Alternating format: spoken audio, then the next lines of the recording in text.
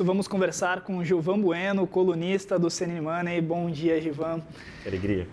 Gilvan, como é que essa redução, né, da projeção de crescimento do FMI pode impactar as decisões do próprio Donald Trump a partir de agora, né? Já teve esse primeiro recuo em relação à China. Como é que você avalia essa perspectiva macroeconômica a partir dessa redução na projeção do crescimento da atividade global? Na cabeça do Donald Trump não vai reduzir nada. Nós sabemos que nos últimos anos, até no seu primeiro mandato, ele fez um grande movimento de se distanciar da OMC, dos órgãos, dos acordos, dos tratados. Então ele não vai ver isso com muito impacto, grandes olhos, não. Na verdade, quem vai se direcionar com isso são os investidores, são os fundos institucionais, são essa alocação de recursos internacionais, principalmente, ontem eu conversei com alguns wealth managers, eles sim serão os grandes impactados porque eles fazem alocação de recursos. Mas a cabeça do Donald Trump, quando a gente vem acompanhando, ele não tem muito esse rito de passagem, de instituições, de projeção. Ele ainda há pouco falava sobre Jeremy Powell, agora revogou, ainda há pouco ele fala sobre China, fala sobre acordo. Então, isso na cabeça dele não muda muita coisa. O que muda, na verdade, são os alocadores, que têm um desafio. Tem muito insistido nessa questão que, por exemplo, os títulos pré-fixados dos Estados Unidos, onde as treasuries, os títulos americanos, os T-bills, os T-notes, os T-bonds, eles começam a se apreciar. Então, essa marcação a mercado dos fundos internacionais que investem em títulos americanos, eles sim sofrem mais. Fabrício?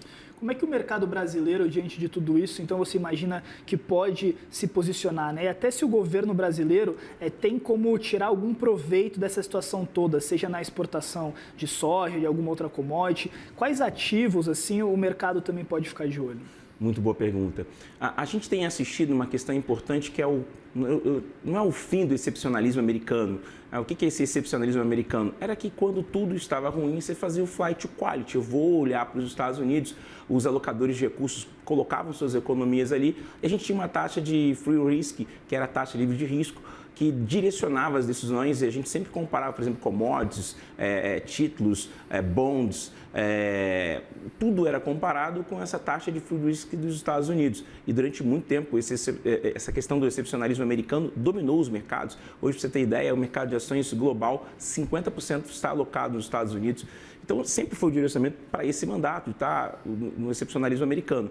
O que tem acontecido agora, e muitos alocadores internacionais, os wealth managers e os fundos institucionais têm falado, que é o seguinte, olha, aonde eu vou alocar os meus recursos? E essa tem sido a minha pesquisa, as minhas conversas com várias pessoas ao redor do mundo para entender qual é o direcionamento desses recursos. Então, você não tem uma plataforma clássica onde você vai presenciar essa alocação de recursos. O que tem enxergado, por exemplo, é que a Alemanha tem tido ali um ponto interessante do mercado alemão, uma valorização. O Brasil, e aí entra onde você me perguntou, ele tem uma vantagem. Mas, Fabrício, o problema é a política fiscal, a política monetária. Esse arranjo, ele é o mais difícil. Então, o Brasil, ele parece que ele é uma oportunidade, mas se ele não fizer um bom dever de casa, ele não é uma oportunidade. Então, você vai ver isso, talvez, escoando para os mercados asiáticos. A gente teve a Bolsa da Índia tendo uma forte valorização nos últimos tempos, mas o Brasil precisa arrumar um pouco a casa para conseguir capturar essa oportunidade. Mas, como você destacou, as commodities são os nossos grandes ativos.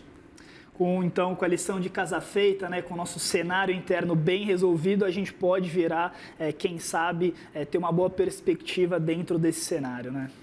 Esse ponto é importante. Então, ontem eu estava aqui com o NACA, nós conversávamos sobre o seguinte, né? Nós já temos uma projeção e que 2027, 2028, 2029, nós teremos alguns problemas na política fiscal. Foi a primeira vez que nós tivemos essa discussão de que em 2027 a gente tem um problema, por exemplo, com a inserção dos precatórios dentro do orçamento. Então, você sabe que as contas públicas nos próximos 3 anos, até no WN isso também foi comentado, elas terão um impacto muito relevantes. Então, como é que você pensa o dólar? E ontem, até parabenizar o Galípolo, ele teve uma fala de mais de 3 horas e em um dado momento ele falou uma coisa muito interessante.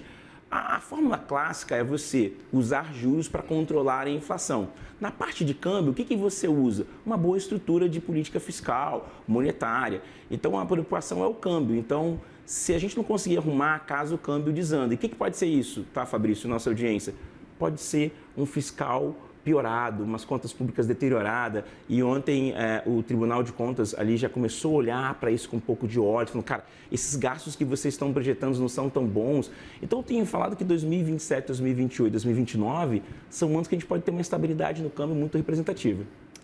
Conversei com o colunista do CNN Money, Gilvan Bueno. Obrigado por conversar comigo, viu, Gilvan? Bom dia. Foi uma alegria. Até a próxima. Até a próxima.